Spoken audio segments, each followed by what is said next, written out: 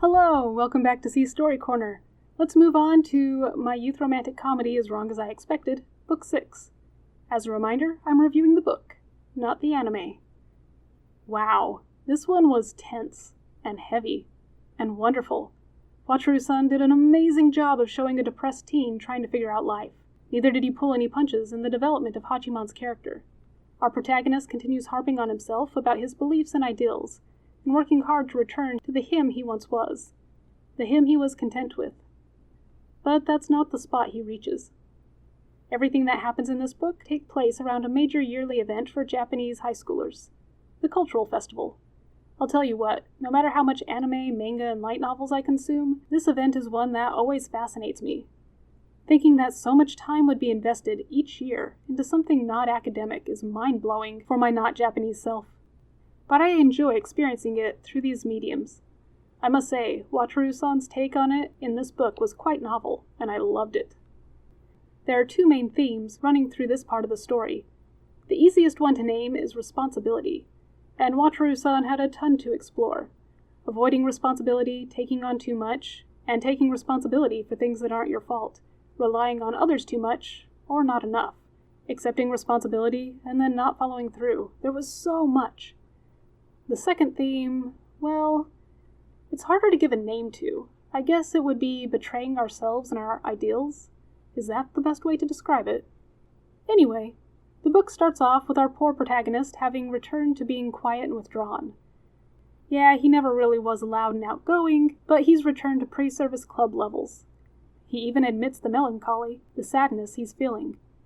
Yet he doesn't seem to understand how irritable he is, being easily annoyed by things like wind and fluttering curtains, and being frustrated to the point that he can't even get comfortable enough to doze in class like he had before.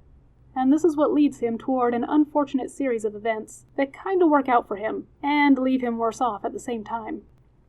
Exhausted, frustrated, tired, and generally just done, Hachiman leaves class during a short break.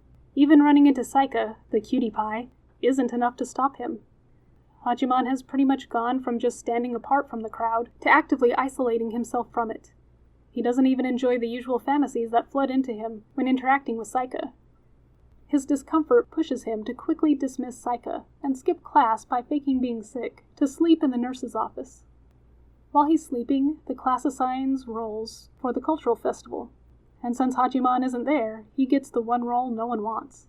Worse, because he's the male committee member, it's even harder to get a female to volunteer. And though a female member does eventually concede, it's only because Hayama flattered her.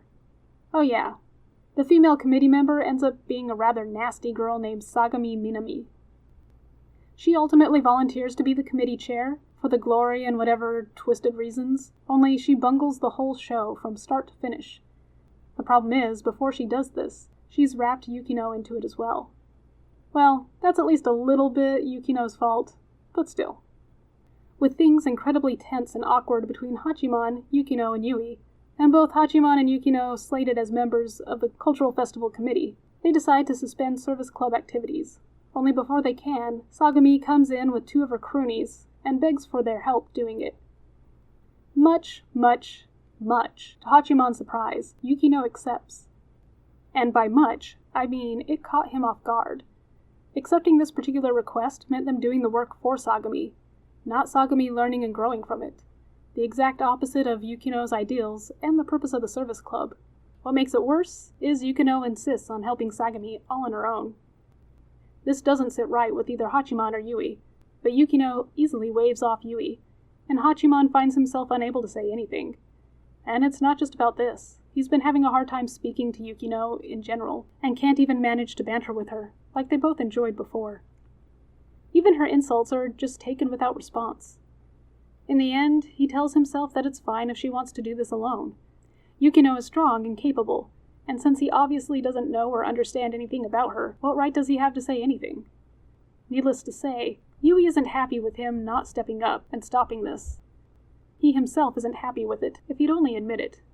Quote, "Had Yukino Shita realized she wasn't saving anyone, or anything. Like him, she was betraying her own standards.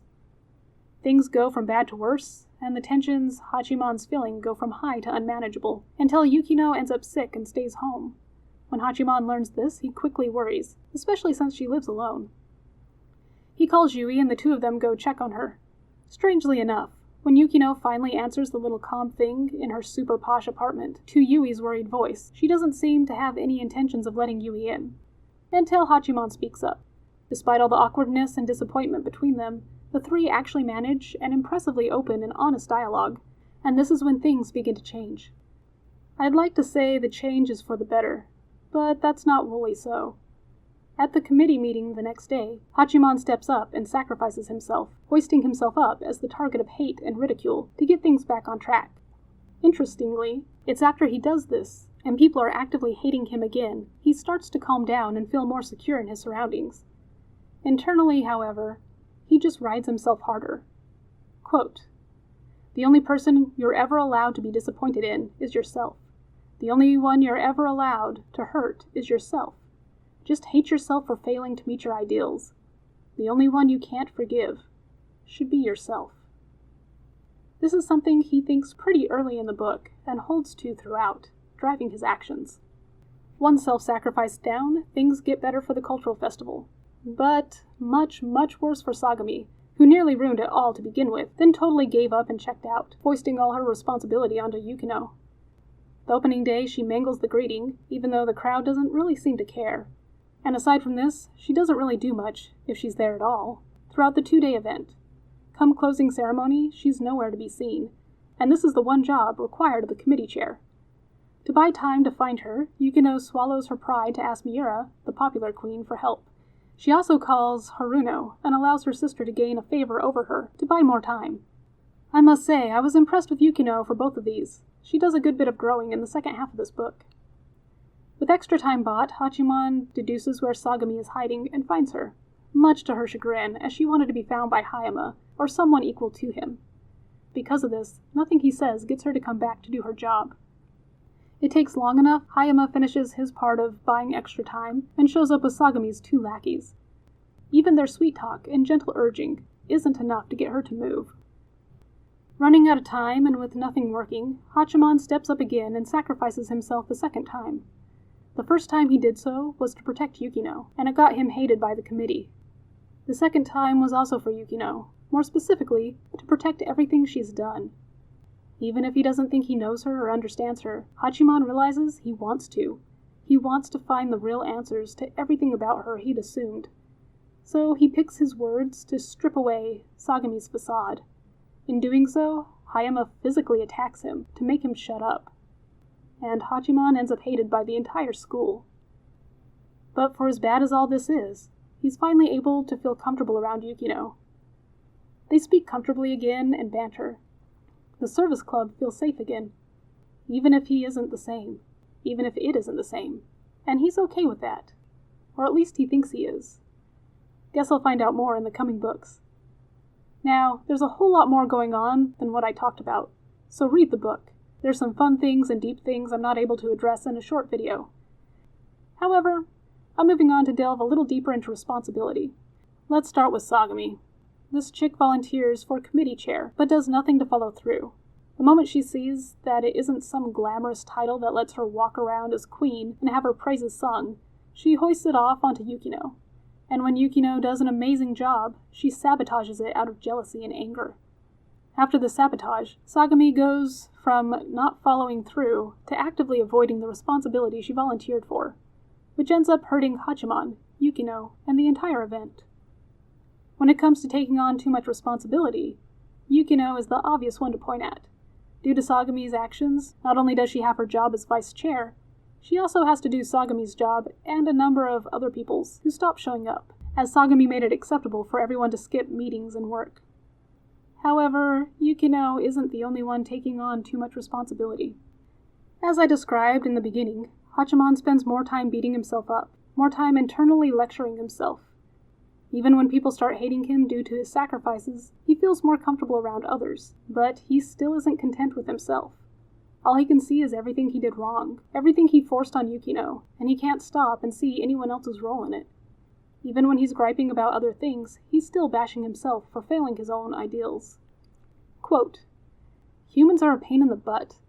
When they put in so much effort to keep up appearances, you know they're not real. And he's thinking this as he himself is putting on a facade and playing a role. Because he doesn't want that comfortable place he belonged to disappear. Because he doesn't want to lose the relationship he's built with Yukino. And he's put in a good bit of effort and energy to do this. Only, by knowing that it's an act, the fakeness just strains everything, running counter to what he wants. Along with this, Hachiman is taking responsibility for the void growing between Yukino and Yui. He knows Yui is probably the only real friend Yukino ever had, and believes his behavior is making it harder for the two of them to be natural. But he can't seem to stop. Neither can he accept Yui's role in that strain, Yui's own thoughts and feelings she's been struggling with over learning it was Yukino's car. And to top it off, it's also straining his relationship with Yui. From the beginning, Hachiman was pretty comfortable with Yukino. They talked easily, bantered, argued, and could understand each other better than expected for two strangers. He even tried asking if they could be friends, only to be turned down. But it's not the case with Yui. And after his attempt at resetting their relationship and the strain with Yukino, it becomes even more apparent how Hachiman sees Yui. At first, Yui was just a member of the top caste. Then, Yui was a rude, annoying, bubble-brained jerk. And eventually, he came to see her as a nice girl. Even in this book, that's the part he holds on to. For Hachiman, Yui is a nice girl he doesn't want to worry. There's no deep connection, but he does appreciate the kindness she's shown him, and can speak with her well enough. But mostly, he doesn't want to trouble her. He'll even hold his tongue when normally he'd complain. But his self-hatred over the thing with Yukino has made him even more reserved with Yui, and so he stays as distant from her as he can manage. With Yukino, however, there's a deep connection early on, and it's that connection he doesn't want to lose. It's why, instead of trying to reset his relationship with Yukino, he holds on. The easy thing to do would be step back like he did with Yui. But he can't. He wants to know Yukino. He wants to understand her. He wants to find those answers. Quote, "Misunderstanding can't be undone. There are no takebacks in life, and when you get the wrong answers, you're stuck with the consequences. So that's why you tirelessly ask the questions over again, so you can discover newer, more correct answers." He wants those answers so badly. He puts aside his unease from the betrayal of his image of her, from the lies that she told, and rushes to check on her when she's sick. He wants those answers so badly, he purposely leaves Yui behind so the two can reconcile and get their relationship back on track. He wants those answers so badly, he willingly steps up and sacrifices himself for her, not just once, but twice. And in the end, he's rewarded with a truth he can accept. For a second time, after everything that's happened in the last 6 months, and the last few weeks in particular, Hachiman asks her again if they can be friends. And just like the first time, Yukino cuts him off with a rejection. After this rejection, she restates that they could never be friends like she said before, and that she never lies. In response, he straight up tells her it's fine if she does. And Yukino very simply tells him, quote, "I wasn't lying. I didn't know you, but now I do." And Hachiman is finally able to see an ease in his internal conflict. He's able to restructure his self-hatred he'd been building over the last many weeks, to some degree. Quote, "Yukino Shita and I hadn't known each other. We'd finally come to know each other over the course of nearly 6 months. Our character portraits were just names and fragments of impressions pieced together into a mosaic of false impressions. I'm sure our impressions didn't reflect the truth. But, well, for now, that was fine." What a way to end a book. I'm loving, repeat, loving the development of their relationship. There's no forced romance and nasty, mushy, squishy stuff. It's a real and honest look at how a relationship forms. Everything they do and think and say, the pacing and backsliding, it's all perfectly done, especially for two loners. Wataru-san, you're doing an amazing job. Thank you so much for this beautiful story and these amazing characters. And to everyone watching this, thank you so very much for your time. Stay safe and healthy.